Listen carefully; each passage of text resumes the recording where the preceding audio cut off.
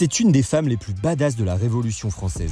Mais pourquoi a-t-on tué Olympe de Gouges? Olympe de Gouges est souvent considérée comme une des premières féministes et elle s'est battue toute sa vie pour le droit des femmes. Femme de lettres, elle développe dans toutes ses œuvres ses idées politiques en faveur du droit des femmes et contre l'esclavage. Olympe propose de nombreuses réformes sociales et elle utilisera la Révolution pour imposer ses idées. Olympe est alors convaincue du rôle des femmes et des citoyennes en politique et rejoint les Girondins modérés. Mais sa fin commence le 20 juillet 1793. Elle est arrêtée pour avoir remis en cause le régime républicain. Le 2 novembre 1793, elle est convoquée au tribunal pour avoir remis en cause la République et ses principes. Elle se défendra avec force et intelligence, mais la sentence du tribunal révolutionnaire est irrévocable. Olympe est condamnée à mort par Antoine Fouquier-Tinville. Sur l'échafaud, elle s'adresse à la foule en criant « Enfants de la patrie, vous vengerez ma mort ». Puis quelques minutes après ça, la lame de la guillotine lui tranche la tête. Elle avait 45 ans et elle est morte pour ses idées. Son corps et sa tête finiront dans une fosse commune.